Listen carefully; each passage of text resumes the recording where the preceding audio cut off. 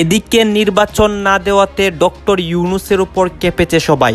রাজপথে হচ্ছে ভয়ঙ্কর মারপিট, সমন্বয়ক সার্জিস হাসনাতের উপরও প্রভাব পড়ে। তাহলে দেখা যাচ্ছে ডক্টর মোহাম্মদ ইউনূসকে আবারও দেশ থেকে পালাতে হচ্ছে। কি রেডি তো? সবাই রেডি তো? কিসের জন্য রেডি হম? আরে ভাই, ইলেকশনের জন্য রেডি হবেন। আর কিসের জন্য রেডি হবেন? নিজেদেরকে তো প্রস্তুত করতে হবে নাকি? মায়ের তো অনেক খাইছেন, গুম তো অনেক হইছেন, ঘর বাড়ি হারা হইছেন, আত্মীয় স্বজন হারা হইছেন, প্রিয়জন পরিবার হারা হইছেন, সবকিছুই তো হারা হইছেন। এখন তো রেডি হতে হবে রে ভাই। শরীরটাকে জুস মানে আগের জায়গায় ফিরে নিয়ে আসেন। রাজপথে নামতে হবে তো। সুষ্ঠু একটা নির্বাচন আদায় করার জন্য আরো অনেক লড়াই আমাদের সামনে রয়ে গেছে। সেখানে কালো টাকা আর পেশি শক্তি আগামীতে যেন আমার ভোটের অধিকার কেড়ে নিতে না পারে। এখন থেকে হাত মজবুত করতে হবে, বলে দিতে হবে আমরা মানুষ, আমরা সাধারণ কোনো প্রাণী নই যে তোমাদের টাকার কাছে বিক্রি হব। নিউজটি দেখে অনেকে অনেক খুশি হয়েছেন, বাট এতটা খুশি হওয়ার কারণ নেই। ঘটনা কিন্তু সত্য। বাংলাদেশ ছেড়ে দিতে পারে হাসনাত আব্দুল্লাহ, সার্জিস সহ আমাদের উপদেষ্টাদের অনেকেই। এখন কেন? যদি ভিন্ন একটা ঘটনা দেশে ঘটা যায়, ঘটনাটা কোনটা? এই বাংলাদেশে হয় আওয়ামী লীগ থাকবে, না হয় আমরা থাকবো। এই বাংলাদেশে যদি আওয়ামী লীগকে পুনর্বাসন করাইতে হয়, সেটা হচ্ছে আমাদের রক্তের উপর দিয়ে সেই পুনর্বাসন করাইতে হবে। তাহলে এই নির্বাচনের চিন্তা কিন্তু তারা 2029-30 সালের দিকে করত। এবং সবচেয়ে গুরুত্বপূর্ণ বিষয়টি হচ্ছে যে বাংলাদেশের সকল রাজনৈতিক দল তারা তাদের জায়গা থেকে নির্বাচনটি চায়। তখন আমাদের মনে হয় তাদের চোখের সামনে শুধু ক্ষমতা, কিন্তু তাদের চোখের সামনে শুধু ক্ষমতা নয়, বরং ওই লাশগুলো থাকার কথা ছিল, রক্তগুলো থাকার কথা ছিল। আওয়ামী লীগ এই যে খেলা শুরু করে দিল, ডক্টর ইউনূস সেই খেলা কিভাবে সামাল দিবে, বিএনপি জামাত সেই খেলা কিভাবে সামাল দিবে, সেটা তাদের। আমি সকল প্রধান সংস্কারগুলো সম্পন্ন করে নির্বাচন আয়োজন করার ব্যাপারে বরাবর আপনাদের কাছে আবেদন জানিয়ে এসেছি। তবে রাজনৈতিক ঐকমত্যের কারণে আমাদেরকে যদি, আবার বলছি, যদি নির্বাচন নিয়ে রাজপথে অনেক তাণ্ডব হচ্ছে, ডক্টর ইউনূস, সার্জিস, হাসনাত তাদের উপর কঠিন প্রভাব পড়ে।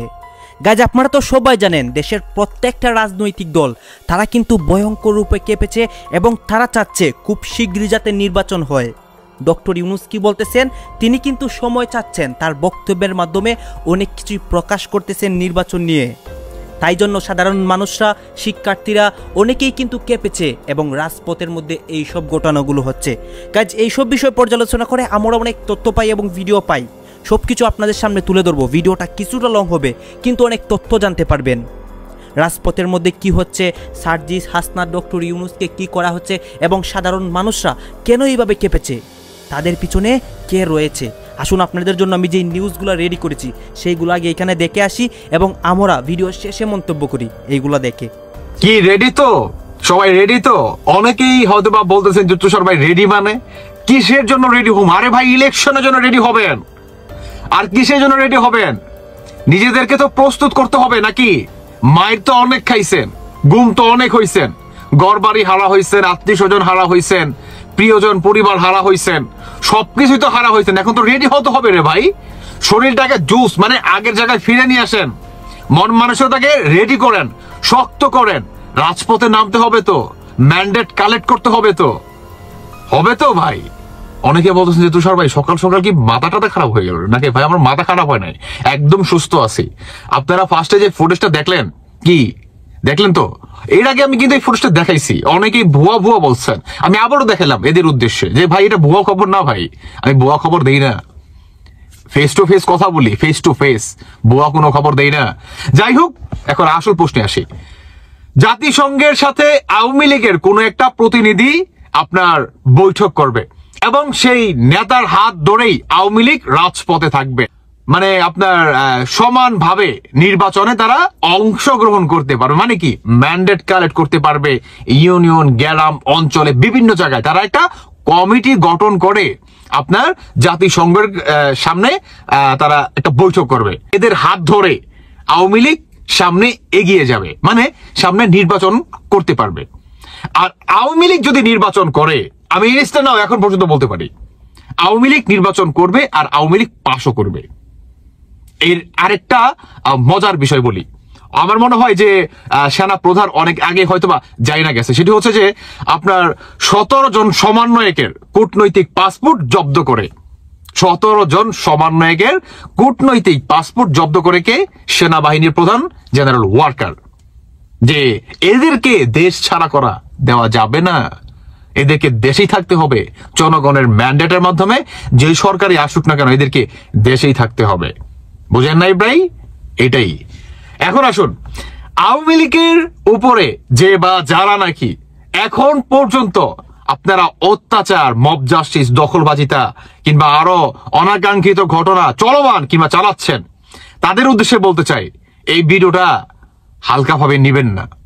এই ভিডিওটা হালকাভাবে নিবেন না। যে জায়গায় জাতিসংঘ আওয়ামী লীগের কোন প্রতিনিধির সাথে মিটিং করবে এবং নির্বাচনে অংশগ্রহণ করবে, তার হাত ধরে আওয়ামী লীগ আপনার নির্বাচন করতে পারবে, বুঝতে পারতেছেন আপনি?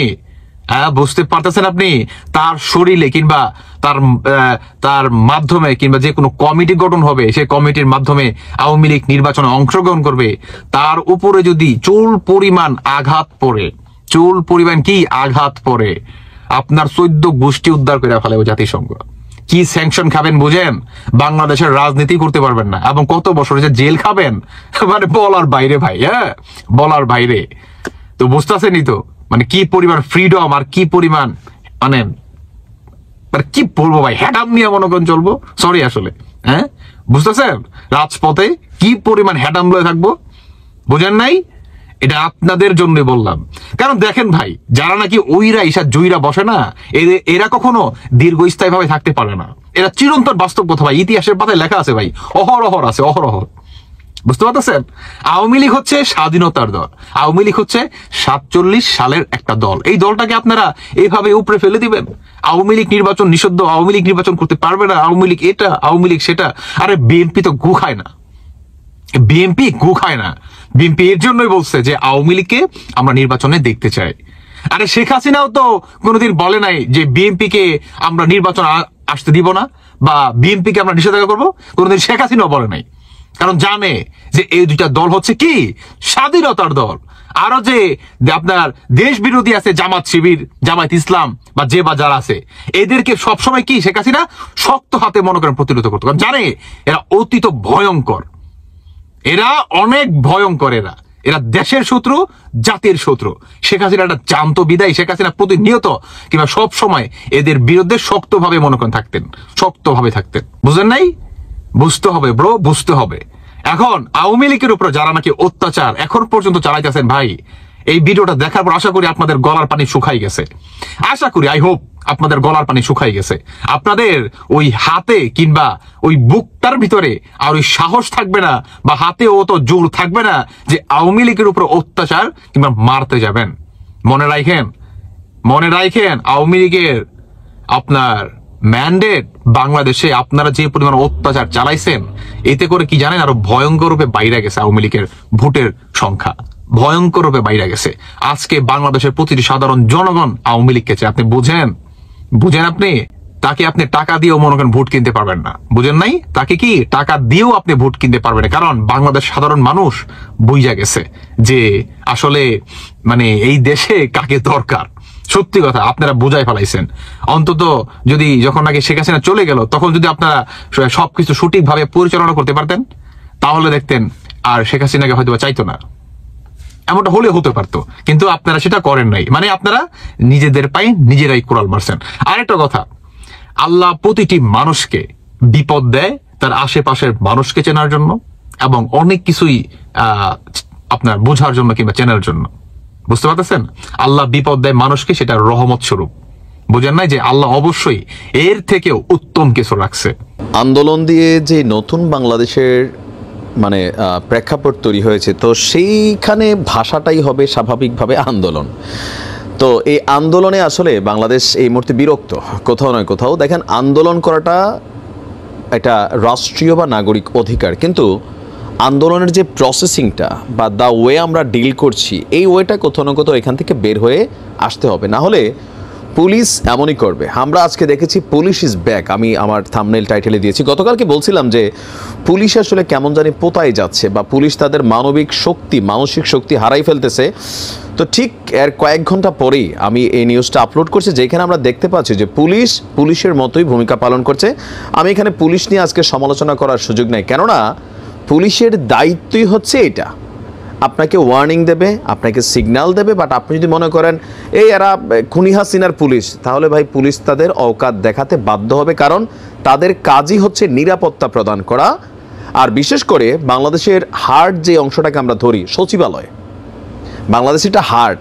তো কথায় কথায় আপনারা সচিবালয়ে দৌড় দিয়া গিয়া গেট ভাঙতে যাবেন, সেইখানে গিয়ে বিশৃঙ্খলা করবেন, ঢুইকা পড়বেন, তো স্বাভাবিকভাবে পুলিশ তাদের সর্বোচ্চ শক্তি প্রয়োগ করবে এবং এগুলো নিয়ে আজকে কিন্তু কেউ সমালোচনা করবে না। তবে আমরা যেই ঘটনাগুলো ঘটছে, বিশেষ করে আদিবাসী ছাত্র জনতার উপর যেই হামলার ঘটনা ঘটেছে, প্রথমত আমরা সেটার তীব্র নিন্দা জানাই, ঘটনায় জড়িতদের দৃষ্টান্তমূলক শাস্তি দাবি করছি। তো সেই ঘটনার পরই ছাত্ররা একটা কর্মসূচি ঘোষণা করেছিল। তো আমি আবার বলি যে কর্মসূচি দেওয়াটা খুবই অথেন্টিক একটা কাজ, বাট আপনারা নির্দিষ্ট একটা জায়গা বেছে নেন। বাংলাদেশে এই মুহূর্তে যেই হারে রাস্তাঘাট, অফিস, সচিবালয়, বিভিন্ন কি বলো যে মন্ত্রীর বাসভবন অথবা প্রধান উপদেষ্টার বাসভবন ঘেরাওয়ের যে ইস্যুগুলো আসে, তারা কিন্তু আমার আপনার মতন আমজনতা না, তাদের জীবনের গুরুত্ব আপনার আমার থেকে অনেক বেশি। আপনি গাড়ির তোলে মরলে 20,000 50,000 পাবেন, বাট তাদের জন্য প্রয়োজনে 200 রাউন্ড গুলি কিন্তু হয়ে যাবে, তাই না? সো বুঝতেই হবে এই জায়গাগুলো একটা আলাদা জায়গা। হ্যাঁ, হয়তো আপনাদের মধ্যে থেকে নাহিদ গতকালকে অটো চড়তো অথবা বাকিরা বাস চড়তো, কিন্তু আজকে যখন তারা পদে বসছে তাদের পদটার খুবই গুরুত্বপূর্ণ। সো এক্ষেত্রে তারা যে জায়গাগুলোতে বসছে আপনাদের দাবি দাওয়া নিয়ে আপনারা কথা বলবেন, কিন্তু দৌড় দেওয়া সচিবালয়ে যাওয়া যাবে না, অথবা উপদেষ্টার বাসভবন ঘেরাও করা যাবে না, অথবা চাইলেই শাহবাগ ব্লক করে দিলাম, মতিঝিল ব্লক করে দিলাম। ভাই, মানুষের জীবনযাত্রা ব্যাহত হয়, আর এগুলোর কারণে ছাত্র জনতার এই যে খালি আন্দোলন, অভ্যুত্থান আন্দোলন, এগুলাতে মানুষ এখন অনেকটা বিরক্ত। এটা হচ্ছে বাস্তবতা। তার মানে কি আন্দোলন করব না? আমরা আমাদের দাবি দেওয়ার ভাষাটা তুলব না? অবশ্যই তুলব, কিন্তু সেইটা নির্দিষ্ট একটা জায়গা আমার মনে হয় সরকারের কাছ থেকে এটাকে নির্দিষ্ট করে দেওয়া উচিত। দেখেন, আমরা যেসব দেশে বসবাস করি, এই দেশেও আন্দোলন হয়। কথার কথা একটি স্টেডিয়ামকে তারা নির্দিষ্ট করে দিয়ে রাখছে যে আমি যে শহরে বসবাস করি, এই শহরে যে কোনো আন্দোলন, যে কোনো বিষয় নিয়ে যারা দ্বিমত পোষণ করবেন অথবা সরকারের উপর চাপ প্রয়োগ করবেন, তো এদেশে জনগণ করে কি, তারা তাদের আন্দোলনটা নিয়ে ওই জায়গায় বসে প্লেকার্ড বানায়, ফেস্টুন বানায়, সাংবাদিকরা ওইখানে যায়, পুলিশ ওই অঞ্চলটার নিরাপত্তা প্রদান করে, তারপর এটা গণমাধ্যমে আসে, মিডিয়াতে আসে, সরকার এটার উপর ভূমিকা রাখে। তবে আমাদের দেশের সরকারও আবার এতটা ভদ্র না। আমাদের দেশের সরকারদের হয় কি, একদম গলা পর্যন্ত পাবলিক যখন চাপ দিয়ে না ধরে তখন কিন্তু অধিকার আদায় হয় না। এই জিনিসটা আমাদের মধ্যেও ঢুকে গেছে। সো আমার মনে হয় যে এই ক্ষেত্রে সরকারের উচিত যে মানুষের যে দাবি দেওয়া যে কোনো কিছু, এটা আদায়ের জন্য নির্দিষ্ট কিছু জায়গা সিলেক্টেড করে দেওয়া, যেন মানুষের ব্যক্তি জীবনের, যেমন এই যে অফিসে আপনি যাচ্ছেন, একজন অসুস্থ মানুষ যাচ্ছে, অথবা যার সাউন্ড পলিউশন হচ্ছে, এরকম জায়গাগুলোতে আমরা এই 50 জন 100 জন 200 জন নাইমা যাচ্ছি, রাস্তা ব্লক, ঘন্টার পর ঘন্টা এখানে রিক্সাওয়ালা, সিএনজিওয়ালা, বাসের ড্রাইভার বা উবারওয়ালা সবাই কিন্তু এখানে বিরক্ত, এমনকি অনেক ধরনের মানুষ ঝামেলা ফেস করতেছে। এখন পুলিশের আজকের যে ভূমিকা, এটা নিয়ে অনেকে বলছেন যে রাজধানীর শিক্ষা ভবনের সামনে পুলিশ যেভাবে মানে ঝাঁপাই পড়ছে, তো পুলিশ করবে কি? আপনি বুঝছেন, সাউন্ড গ্রেনেড মারছে, লাঠিচার্জ করছে, তারপরে হচ্ছে একটা দৃশ্য আমরা দেখছি, একটা মেয়েরও মারছে। এখন মাঝে মাঝে আমাদের মেয়েরা তো বাঘিনীর মতন ভূমিকায় চলে গেলে পুলিশ অনেক ধৈর্য ধরছে। আমি পুলিশ নিয়ে বরাবরই সমালোচনা করি, কিন্তু আজকের ঘটনায় আমার উপরে ছাত্ররা হয়তো রাগ হইতে পারেন, কিন্তু আমার কাছে মনে হয়েছে যে কিছু কিছু ক্ষেত্রে এক্সট্রিম লেভেলে আমরাও চলে যাই। পুলিশও মানুষ, তাদের হাতে লাঠি আছে, পাওয়ার আছে, তাদের রাষ্ট্রীয় একটা ডিউটি আছে। সো একটা আছে যে আমরা একটা জায়গায় দাঁড়াইয়া শান্তভাবে আমরা একটা সমাবেশ করতেছি, পুলিশে সেইখানে পিটানো শুরু করছে। আগে এটা ছিল 5ই আগস্টের আগে এই দৃশ্য ছিল, কিন্তু এখন পুলিশ কখন লাঠিচার্জ করছে, কখন সাউন্ড গ্রেনেড ছড়ছে, যখন আপনারা একটা লেভেল ক্রস করে, লিমিট ক্রস করে সামনের দিকে যাচ্ছেন। সচিবালয় নিরাপত্তা দেওয়ার দায়িত্ব পুলিশের, সো তারা সেখানে লাঠিচার্জ করবে। আমি বরাবরই বলি আন্দোলনের পক্ষে, দাবি দেওয়ার পক্ষে, যে কোনো কিছু নিয়ে আমরা প্রতিবাদ করব, কথা বলবো, বাট দ্য ওয়ে আমরা চুজ করতেছি এটা থেকে বের হয়ে আসতে হবে। সরকারের উচিত একটা প্রজ্ঞাপন জারি করে বেশ কয়েকটা জায়গা গুরুত্বপূর্ণ প্রয়োজনে সিলেক্ট করে দিতে হবে, যে যার যত দাবি দেওয়া, যেই সংগঠন ওই দিন এখানে সিস্টেম করা, তোমরা ওইখানে যাও, কথা বলো, সাংবাদিকরা সবাই ওইখানে যাবে, ওইখান থেকে দাবি দেওয়া আওয়াজ উঠবে, গণমাধ্যম প্রিন্ট করবে, মিডিয়াতে চলে আসবে, সরকার এটা শুনে আমল নেবে। সরকারও এটা করা উচিত। আর যদি বিষয়টা আবার এমনও হইতে পারে, আমাদের দেশের সরকাররা অলওয়েজ সুবিধাবাদী হয়ে থাকেন, যে না ওইদিকে দিয়ে পরে এরা তো বলতেছে ওইখানে দাবাইয়া, আমরা আর শোনার দরকার কি, আমাদের কি কোনো ডিস্টারবেন্স হচ্ছে কিনা, একদম গলা পর্যন্ত চিপ দিতে হবে। এখান থেকে সরকারকেও বের হয়ে আসতে হবে। ছাত্রছাত্রীদের উপর লাঠিচার্জ করা অবশ্যই এটা উচিত না, কিন্তু ছাত্রছাত্রীদেরও মাথায় রাখতে হবে তার মধ্যে সেখানে একটা বক্তব্য নিয়ে আমি দেখলাম অনেকেই আলোচনা করছেন সামাজিক মাধ্যমে। সেটা হলো তিনি নির্বাচনের সময়সীমা এক ধরনের বলার চেষ্টা করেছেন, সেটা জুলাই আগস্টের কথা। কেন উনি এটা বলছেন সেটা নিয়ে আলাপ করব, এবং আদতেই বিএনপি ঠিক ওই সময়ে নির্বাচন চাইছে কিনা সেটা নিয়ে কথা বলতে চাই। কিন্তু যেটা ঘটেছে সেটা হচ্ছে উনি এমন এক সময় এই কথাটা বললেন যখন তার দুদিন আগেই ভারতের সেনাপ্রধান, খুবই আনইউজুয়ালি ভারতের সেনাপ্রধান এই ধরনের পলিটিক্যাল ইস্যুতে কথা বলে না, কিন্তু তিনি বাংলাদেশ সম্পর্কে বলেছেন যে বাংলাদেশের সাথে সম্পর্ক স্বাভাবিকীকরণ হবে একটা নির্বাচিত সরকার হবার পর। তার আগে আমি সেটা নিয়ে ভিডিও প্রসঙ্গে আমি তার আগে বিবিসি বাংলার একটা রিপোর্ট ধরে দেখিয়েছি, সেখানে বাংলাদেশে নিযুক্ত সাবেক হাই কমিশনার ভিনা সিকরি এবং শ্রীরাধ দত্ত, একটা ইউনিভার্সিটি টিচার এখন, তিনি উভয়ই বাংলাদেশের নির্বাচনের সাথে ভারতের সাথে সম্পর্কের ব্যাপারে কথা বলেছেন, এবং সেখানে আওয়ামী লীগ যাতে পার্টিসিপেট করতে পারে সেই আলাপটাও তারা সামনে এনেছেন। ফলে ওই প্রেক্ষাপটে দাঁড়িয়ে যখন বিএনপি আজ এরকম কথা বলেছে, কেউ কেউ প্রশ্ন করার চেষ্টা করেছেন, আমি ফেসবুকে দেখলাম যে বিএনপি কি তবে ভারতের প্রেসক্রিপশনে চলছে? তাদের প্রেসক্রিপশন মেনেই বিএনপি নির্বাচনের সময়সীমা চাইছে? প্রশ্নটা জবাব দেওয়ার চেষ্টা করব বা আমার টেকটা বলার চেষ্টা করব। যেখানে যে সংবাদ সম্মেলন হয়েছে আগে, সেখানে কি বলেছেন জনাব মির্জা ফখরুল ইসলাম আলমগীর সেটা নিয়ে একটু কথা বলি। মির্জা সাহেব বলছেন, আমরা বারবার বলেছি নির্বাচিত সরকারের কোনো বিকল্প নেই, এটা গণতন্ত্রের জন্য সবচেয়ে গুরুত্বপূর্ণ বিষয়। আমরা মনে করি এবছরের মাঝামাঝি অর্থাৎ জুলাই আগস্টের মধ্যেই নির্বাচন সম্ভব। এ কারণে আমরা সরকার, নির্বাচন কমিশন ও রাজনৈতিক দলগুলোর প্রতি আহ্বান জানাচ্ছি, দেশের বৃহত্তর স্বার্থে এবছরের মাঝামাঝি সময়ের মধ্যে নির্বাচন অনুষ্ঠানের জন্য ব্যবস্থা নিতে পারি। তিনি আরো বলেন, নির্বাচন বিষয়ে প্রধান উপদেষ্টার যে বক্তব্য ছিল এই বছরের শেষের দিকে অথবা পরবর্তী বছরের অর্থাৎ 2026 সালের মাঝামাঝি সময়ে এই বিবেচনায় বিএনপি স্থায়ী কমিটিতে গতকাল আলোচনা হয়েছে। আমরা মনে করি এত বিলম্বিত করার কোনো কারণ নেই। আমরা মনে করি যেহেতু নির্বাচন কমিশন গঠন হয়ে গেছে এবং গভর্নেন্সের মধ্যে মোটামুটি একটা স্টেবিলিটি এসেছে, আগামীকাল বুধবার সংস্কার সংক্রান্ত কমিশনের প্রতিবেদন এসে যাবে, সুতরাং মনে হয় না আরো বিলম্বিত করার কোনো কারণ আছে। যত বিলম্ব হচ্ছে ততই রাজনৈতিক ও অর্থনৈতিক সংকট বৃদ্ধি পাচ্ছে। এখানে আরো দু একটা ব্যাপার এসছে, সেটা হলো সংসদ নির্বাচনের আগে স্থানীয় সরকার নির্বাচন। আমি মূল ইস্যুটাতে আসছি, তার আগে এটা নিয়েও দেখলাম যে বিএনপি মহাসচিব জবাব দিয়েছেন, কারণ অনেকেই এই আলাপ করছেন জাতীয় নির্বাচনের আগে স্থানীয় সরকার নির্বাচনটা করে ফেলার জন্য। এটা কোনোভাবেই তারা একসেপ্ট করবে না, খুব স্পষ্টভাবেই জানাচ্ছেন। মানে প্রশ্ন যেভাবে বলেছেন খুব কঠোর ভাষায়, সংসদের আগে স্থানীয় সরকার নির্বাচনের প্রশ্নই ওঠে না। So BNP is very tough about that. আমরা খেয়াল করব জাতীয় নাগরিক কমিটির দিক থেকে প্রধানত এই ধরনের দাবি করা হয়েছে। নট অনলি দ্যাট, সিভিল সোসাইটির পক্ষ থেকে কেউ কেউ এই দাবি করছেন, বিএনপি এটাকে স্পষ্টত নাকচ করে দিয়েছেন। আজকে আলোচনার জায়গা না, কিন্তু আমি এই ব্যাপারে এই চিন্তাটা নিয়ে আমি সহসাই কথা বলবো যে আসলে আগে এই নির্বাচনটা, স্থানীয় সরকার নির্বাচনটা করা সম্ভব কিনা বা পুরোটা করা উচিতও কিনা। আমি টিভি কয়েকটা টক শোতে অলরেডি বলে ফেলেছি, এটা একটু এক বাক্যে জানিয়ে রাখি যে পুরো স্থানীয় সরকার নির্বাচন জাতীয় নির্বাচনের আগে হওয়াটা আমার কাছে ব্যক্তিগতভাবে সঠিক বলে মনে হয় না। কেন সেটা নিয়ে পরে কথা বলবো। ঘোষণাপত্র নিয়ে তিনি কথা বলেছেন, তার কাছে একটা কপি এসছে মাহফুজ আলম উপদেষ্টা তার পক্ষ থেকে, কিন্তু যেন মির্জা ফখরুল জানাচ্ছেন যে অনেকের সাথে কথা বলতে হবে, এটা তো দ্রুত করা যাবে না। এবার আসি নির্বাচনের সময়সীমা নিয়ে। তারা জুলাই আগস্টে নির্বাচন হওয়া সম্ভব বলে বলছেন, কারণ প্রায় সব ঘটনা, প্রায় সব প্রস্তুতি হয়ে গেছে, এটাই হলো যুক্তি।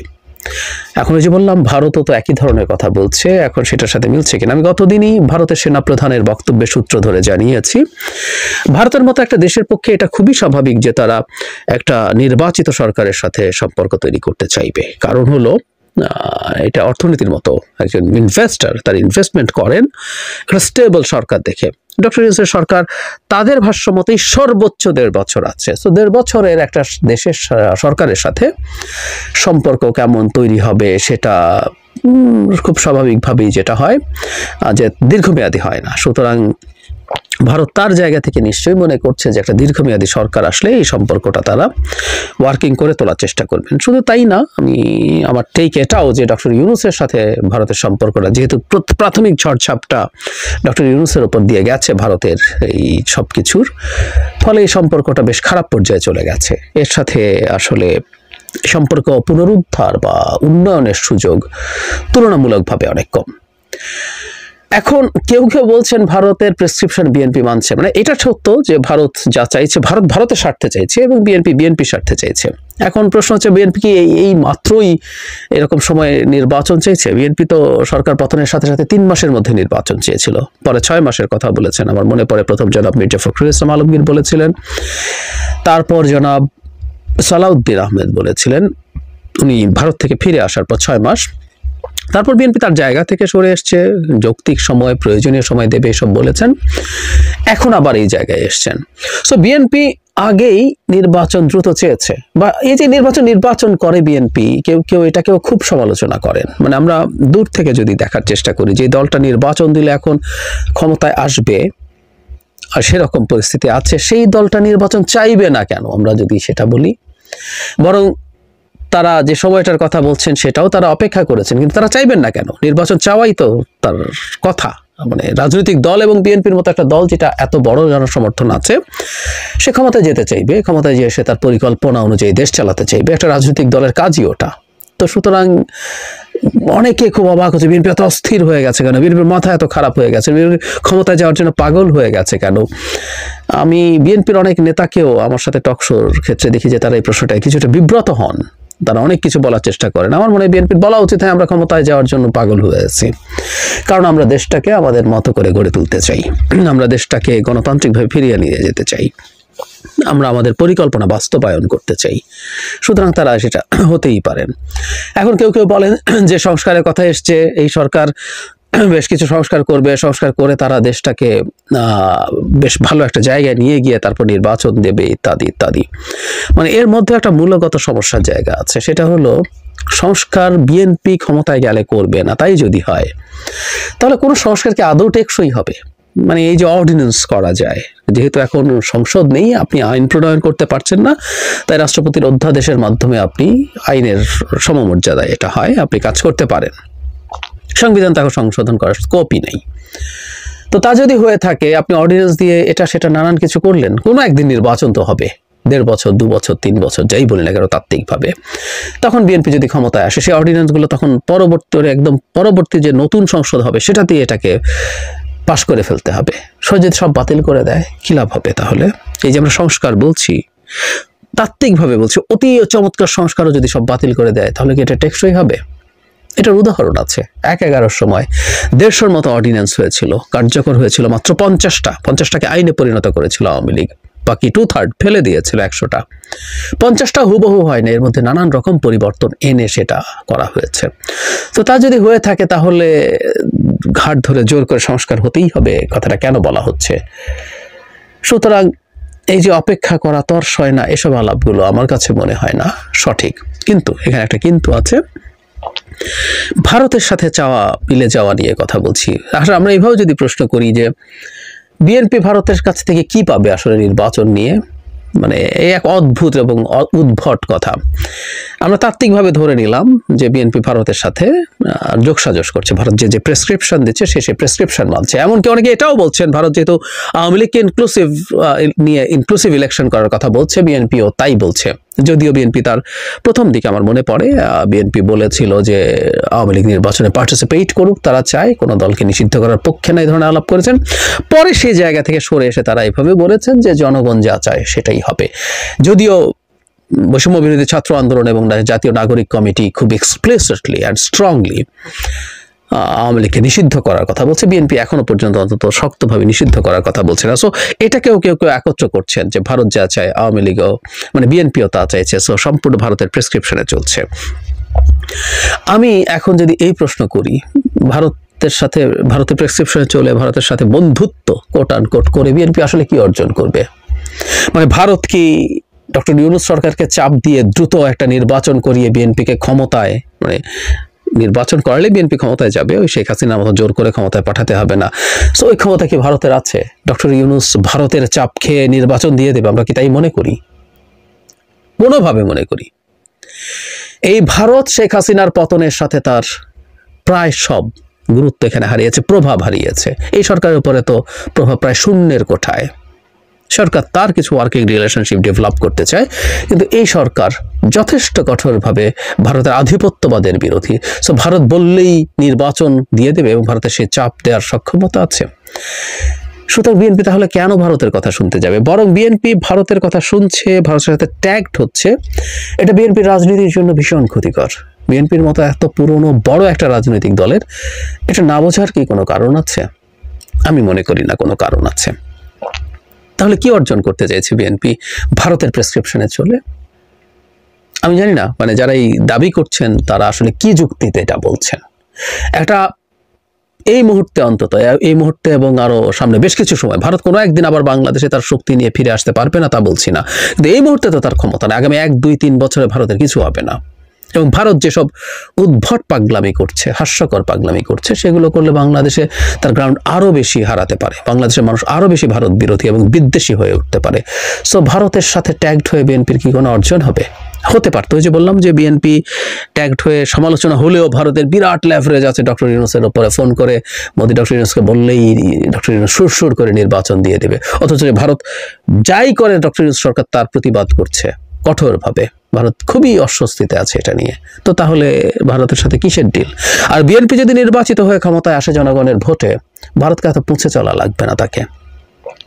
জনগণই তার শক্তি আছে। শেখ হাসিনা ভারতের কৃতদাসী হয়েছিলেন কারণ উনি নির্বাচন ছাড়া ক্ষমতায় ছিলেন, ম্যান্ডেট ছাড়া ক্ষমতায় ছিলেন। বিএনপি ম্যান্ডেট নিয়ে ক্ষমতায় আসলে ভারতের সাথে একটা ওয়ার্কিং রিলেশনশিপ করবে, এটা করতে হবে, এটা আমরাও চাই, দুই পক্ষের জন্য এটা দরকারি।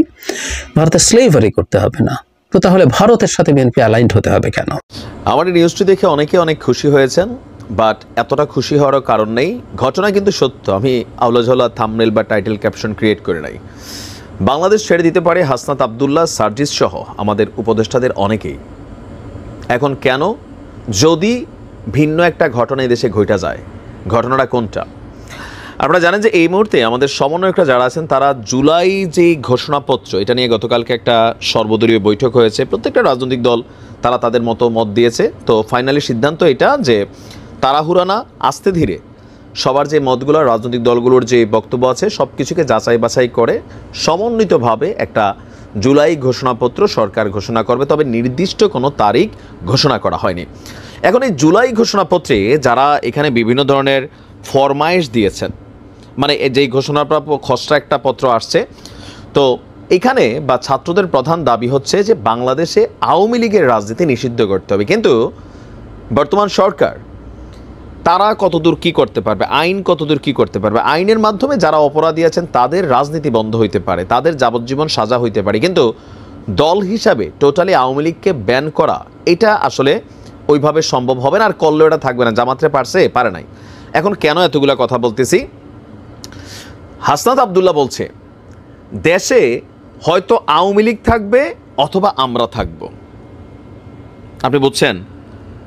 দুইটা না, একটা অপশন থাকতে হবে। যদি বাংলাদেশের সমন্বয়করা থাকে তাহলে এই দেশে আওয়ামী লীগ থাকতে পারবে না, আর যদি আওয়ামী লীগ থাকে তাহলে সমন্বয়করা থাকবে না, বিদেশে চলে যাবে। তো এই ধরনের বক্তব্য যদি এটা ধরেন জবান হইয়া থাকে, যে জবান দিলাম, কথা দিলাম, তো তাহলে কিন্তু সমন্বয়কদের বাংলাদেশ ছেড়ে চলে যেতে হবে। বলে ভাই আপনি কেমনে জানেন আওয়ামী লীগ তো নিষিদ্ধ হইতে পারে? নও। অন্তর্বর্তী সরকার যেটা করতে পারে, পারসেপশন থেকে আমরা যতটুকু বুঝি, আওয়ামী লীগের যারা অপরাধী আছেন, যাদের বিরুদ্ধে মামলা হয়েছে বা তাদের বিরুদ্ধে প্রসিকিউশন হইতে পারে, তারা রাজনীতি থেকে বিতাড়িত হইতে পারে। কিন্তু আওয়ামী লীগ তো আর শেখ পরিবার থেকে, যদি আমাদের বাংলাদেশ আওয়ামী লীগ বা বিএনপি এটা পরিবারতান্ত্রিক রাজনীতি আছে, কিন্তু ধরেন তাদের বাহিরে কি আওয়ামী লীগ থাকবে না এরকম কোনো বক্তব্য আছে? না। অ্যাজ এ পলিটিক্যাল দল, গণতান্ত্রিক রাষ্ট্রে গণতান্ত্রিক পার্টি হিসাবে আওয়ামী লীগের থাকার সুযোগ আছে। আওয়ামী লীগকে নিষিদ্ধ করা হবে না। কারণ আমরা ডক্টর মোহাম্মদ ইউনূসের যে শক্তিশালী প্রধান, যেই আরেকজন উপদেষ্টা ডক্টর আসিফ নজরুল বলেন, আমাদের অ্যাটর্নি জেনারেল বলেন, আপনি বিএনপির অবস্থান বলেন, জামাতের অবস্থান বলেন, আওয়ামী লীগকে চিরতরে রাজনীতি থেকে নিষিদ্ধ করে দেওয়া, এইটার পক্ষে কিন্তু কেউই অবস্থান নিচ্ছে না এবং কি নেবেও না। জেনারেল শাখাওয়াত সাহেব, শাখা জেনারেল কিনা জানি না, ভুলে গেছি নামটা, তো তিনিও কিন্তু একটা বক্তব্য দেওয়ার পর তার স্বরাষ্ট্র উপদেষ্টার পদটা হারাইছেন। সো এখানে সার্কামস্টেন্সেস যেগুলো আসছে, সেখান থেকে আওয়ামী লীগের অনেক নেতা, শেখ হাসিনার বিচার হইতে পারে, শামীম ওসমানের বিচার হইতে পারে, তাদের অনেক কিছু হইতে পারে, বাট টোটালি আওয়ামী লীগকে রাজনীতি থেকে বিমুক্ত করা বা মানে নিষিদ্ধ করে দেওয়া, এইটা আসলে আমার মনে হয় না যে এত সহজে হবে। তো কেন্দ্রীয় আহ্বায়ক হাসনাত বলছিলেন এই বাংলাদেশ হয় আওয়ামী লীগ থাকবে, না হয় আমরা থাকবো। যদি তারা বলতো যে শেখ হাসিনা থাকবে, না হয় আমরা থাকবো, তাও আমরা বুঝতাম যে অমুক অমুক নেতারা থাকবে, বা সর্বশেষ সরকারে যারা এমপি হয়েছিলেন গুরুত্বপূর্ণ দায়িত্ব পদে যারা বৈশা এখানে অন্যায় অপরাধ করছেন, এরকম কিন্তু বলা নাই। বলছে আওয়ামী লীগ। তো আওয়ামী লীগ তো কয়েকজন মানুষ না, এটা একটা দল। এই দেশে এখনও আপনি ধরেন যতই মনে মনে ঘৃণা আওয়ামী লীগের প্রতি, তারপর আপনি দেখবেন যে এই মুহূর্তে আওয়ামী লীগের নিরঙ্কুশ একটা জনসমর্থন আপনি 30 to 40% পাবেন। 30 to 40। এরা প্রকাশ্যে নাই, সামনে এসে কথা বলবে না, কারণ পরিস্থিতিটা তাদের জন্য এখন জামাতের মতন হয়ে গেছে। একসময় মনে হয়েছে দেশে জামাত নাই, কিন্তু আসলে কি তাই? প্রতিদিন জামাত বৃদ্ধি পাইছে। তারা মেটিকুলাস প্ল্যান করছে রাজনীতিতে কিভাবে কামব্যাক করা যায়, তাই না? তো এটা আসলে অসম্ভব। এমনকি এখানে আরেকটা ওয়ার্নিং দেওয়া হয়েছে মোটামুটি বিএনপিকে, যে যারা ভোটের জন্য আওয়ামী লীগকে পুনর্বাসিত করতে চান তারা জাতীয় স্বার্থের সঙ্গে বেইমানি করছেন।